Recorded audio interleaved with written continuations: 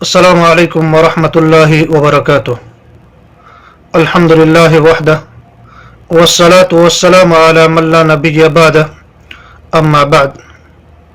عن ابی رقیۃ تمیم بن اوس رضی اللہ تعالی عنہ ان النبی صلی اللہ علیہ وسلم قال الدین النصیحہ قلنا لمن یا رسول اللہ قال للہ ولکتابہ ولرسولہ ولأئمة المسلمین وعامتہم، رواہ مسلم۔ معزز برادران اسلام و سامعین حضرات، آج انشاءاللہ المستعان ہم ایک عظیم حدیث کے بارے میں گفتگو کریں گے کہ جس کے اندر یہ بیان کیا گیا ہے کہ دین نصیحت اور خیر خواہی کا نام ہے، اور یہ نصیحت اور خیر خواہی کس کے لیے ہیں، ان چیزوں کا بھی بیان اس حدیث کے اندر کیا گیا ہے۔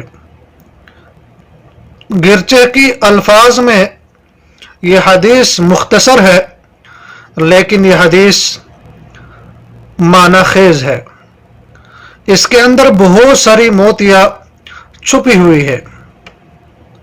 حدیث کے راوی ابو رقیہ تمیم ابن اوس الداری رضی اللہ تعالی عنہ ہے۔ وہ فرماتے ہیں کہ اللہ کے نبی صلی اللہ علیہ وسلم نے ارشاد فرمایا الدین النصیحہ، دین خیر خواہی کا نام ہے۔ تو فرماتے ہیں قلنا، تو ہم نے کہا، ہم نے پوچھا لمن یا رسول اللہ، یا اللہ کے رسول صلی اللہ علیہ وسلم یہ دین خیر خواہی کس کے لیے ہے؟ قال، تو آپ صلی اللہ علیہ وسلم نے فرمایا للہ ولکتابہ، کہ اللہ کے اور اس کے کتاب کے اور اس کے رسول کے لیے، ولأئمة المسلمین وعامتہم، اور اسی طرح سے مسلمانوں کے حاکموں کے لیے اور مسلمانوں کے عوام کے لیے یہ دین خیر خواہی ہے۔ تو اس حدیث کے اندر رسول اللہ صلی اللہ علیہ وسلم نے دین کو خیر خواہی کا نام دیا ہے کہ دین مکمل اور سراپا خیر خواہی کا نام ہے، اور پھر وضاحت کر دی کہ یہ خیر خواہی کس کے لیے ہے، اللہ کے لیے، اللہ کی کتاب کے لیے اور اس کے رسول کے لیے اور مسلمانوں کے حاکموں کے لیے اور عام مسلمانوں کے لیے یہ خیر خواہی ہے۔ یہ حدیث صحیح مسلم کی ہے، اور یہ حدیث جو ہے ایک اہم اور عظیم الشان حدیث ہے، اور اس میں پورے دین کو نصیحت اور خیر خواہی میں محصور کر دیا گیا ہے، کیونکہ جب تک مسلمانوں میں یہ چیز باقی رہے گی ان کا دین مضبوط اور مستحکم رہے گا۔ جب یہ چیزیں ان مسلمانوں میں کمزور پڑ جائیں گے تو وہ خود بھی زندگی کے تمام میدانوں میں زوال اور انحطاط کا شکار اور ضعیف اور کمزور ہونے لگیں گے۔ نصیحت لغت میں خلوص کے معنی میں آتا ہے۔ جب شہد کو موم سے الگ کر کے خالص شہد بناتے ہیں تو کہا جاتا ہے نصحت الاصل، اور ایسے ہی رفع گری کے معنی میں بھی یہ استعمال ہوتا ہے۔ جب چاک دامنی رفع کرتے ہیں تو کہتے ہیں نصحت الصوب۔ نصیحت نہایت ہی جامع لفظ ہے، اردو میں اس کا معنی جو ہے خیر خواہی استعمال ہوتا ہے۔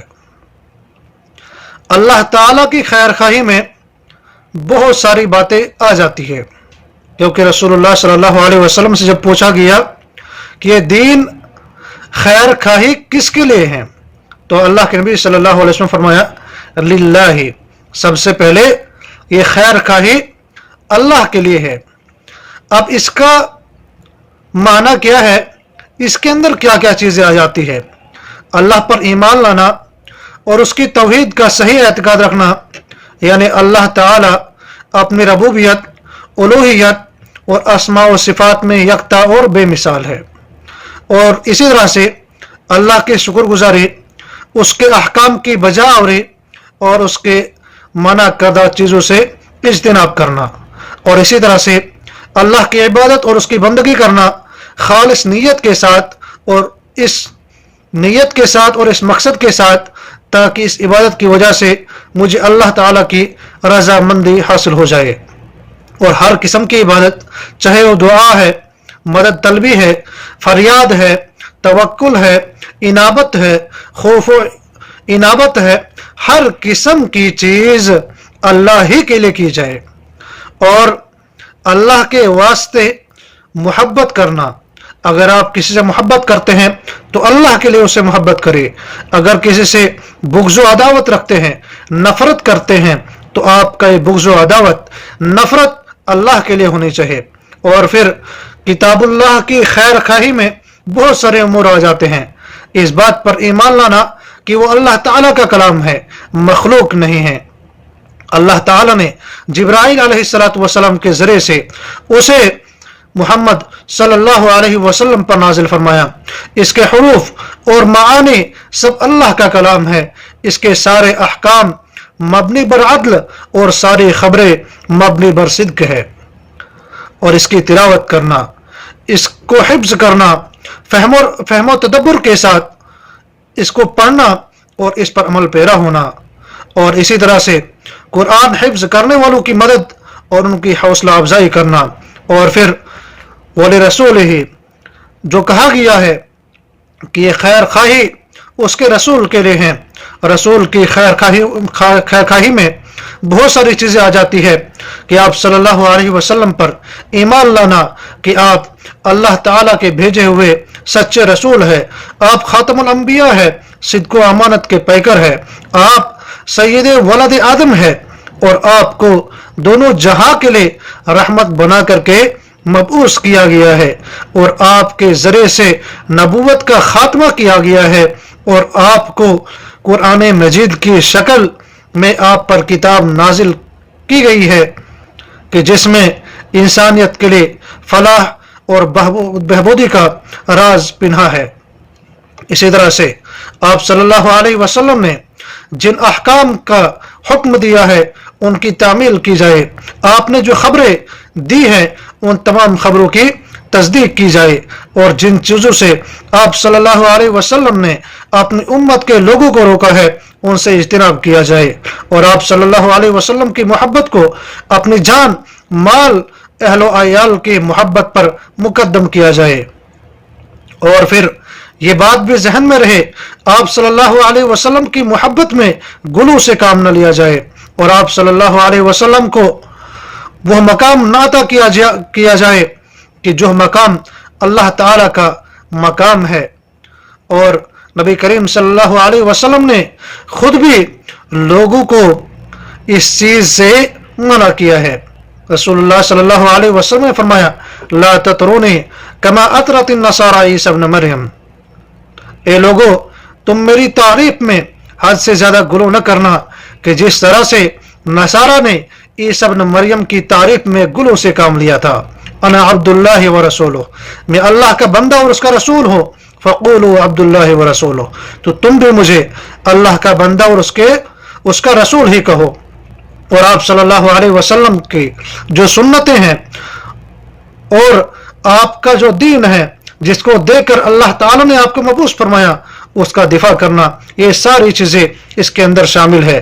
और मुसलमानों की खैर खाही में बहुत सारी चीजें आ जाती है कि जिस तरह से उनसे हक के बयान करके उनको नसीहत करना, हक उनके सामने बयान करना है और साथ में उनको नसीहत भी करनी है, और उनके सामने मारूफ कामों का हुक्म करना है। अगर कोई बुराई उनके अंदर राइज है, उस बुराई से रोकने की कोशिश करनी चाहिए, और अच्छे तरीके से इन्हें जुल्म और ज्यादती से महफूज रखने की कोशिश करनी चाहिए। तो ये बहुत सारी चीजें इस हदीस के अंदर बयान की गई है। और फिर आखिर पर दिल के इस्लाह और दिल के फसाद की बात की गई है। जब दिल सही सालिम है तो दिल के सही सालिम होने की वजह से पूरा बदन भी सही सालिम रहता है, लेकिन जब यही दिल फसाद ज़दा हो जाए तो पूरा बदन भी फसाद का शिकार हो जाता है। लिहाजा हमेशा एक इंसान को चाहे कि वो अपने दिल को साफ रखे, फसाद से बचाए, تاکہ اس کا بدن بھی فساد سے محفوظ رہ سکے۔